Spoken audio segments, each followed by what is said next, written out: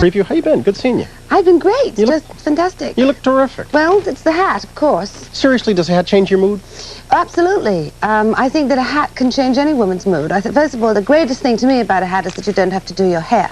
You can just plunk it on, and that's a tremendous advantage. Hides a multitude of sins. Well, not necessarily sins, but it does make your life go a little easier in the morning when you're rushing. And then I think it really tops off your look.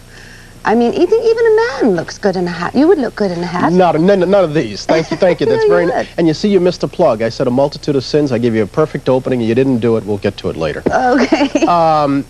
These hats, what's the extent of your involvement? Did you design any of these, or are you lending your name? I helped with the design because what I wanted was to have things with sort of ungeometrical shapes, with things that are sort of natural shaped. And I like very big hats or very small hats. I don't really like in-between hats. I like hats to make a definite statement, which I think all of these hats do. I mean, you wear a hat like this and you are making a statement. These are intended for stately, statuesque ladies like yourself, or can anyone? I'm not a stately, statuesque lady. Oh, come on. I am a mere 5'5½", actually 3/4.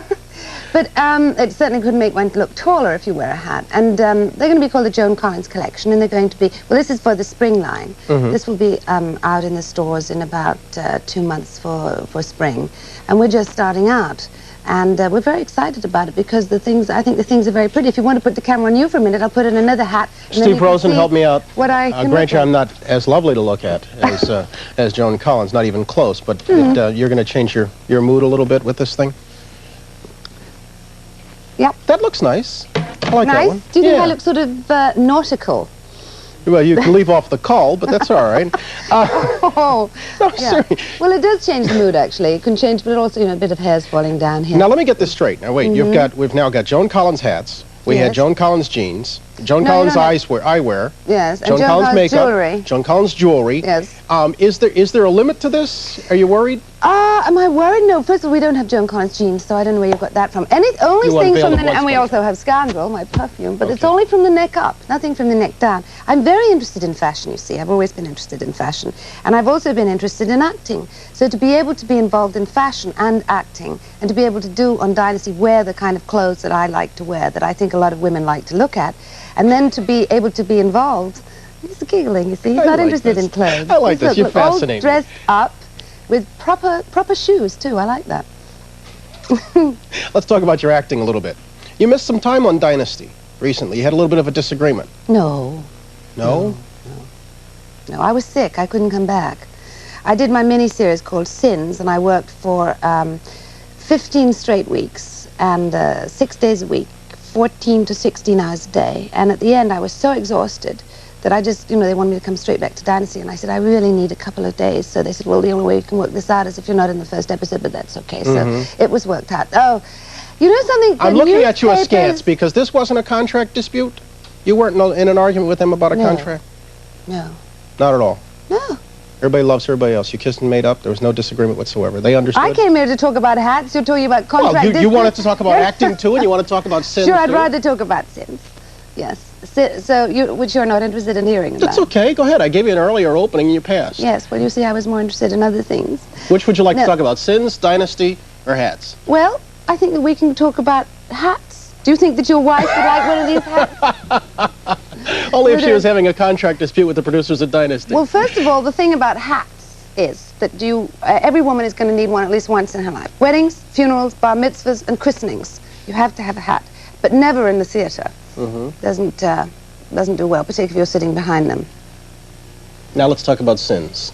Yes, okay. Brian. You're co-producer on Sins, right? Yes, I am. Tell us about it.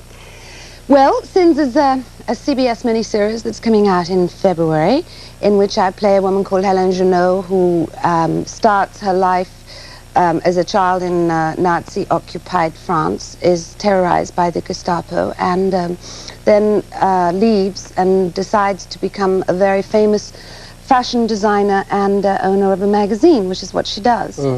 You go from what age to what age in this? Well, I don't actually start at 13. We have an actress called Catherine Mary Stewart who is doing that. I pick up somewhere where it's believable, and we go up to the present, up to my own age, 29, again. You at all concerned about the audience's willingness to accept you as something other than Alexis in this? That really does never bother me, you see, because I'm not Alexis. That's just a character. And if people are, you know, if people are dumb enough just to think that I'm Alexis, then I don't really figure that that's going to concern me. CBS are intelligent enough to realize that an actor plays many roles and can play many roles, even though there might be one particular role that they're more identified with than any other. And the character of Helene is only similar to Alexis in so much that they look a lot alike, they dress a lot alike. Whereas? But she does have that tremendous strength and ambition and desire to not get even, but desire to make herself as her fashion magazine as important as she possibly can. So sometimes ambition in a woman is considered to be a dirty word, unfortunately. It is. But in your case? I'm afraid. Well, I think it should be in most people's cases. I think one of the things that people say against the character I play is that she's ambitious. Now, nobody ever says that against a man. Sure they do. Hardly. It's Sure never considered an epithet. And we're rotten he's guys, ambitious. So we're ambitious, yeah. What? We're rotten guys, hard-driving and ambitious, right? Whenever somebody wants to put a knock on you. No, I don't think that you hear that nearly as much about men as you do about women. No contract dispute, huh?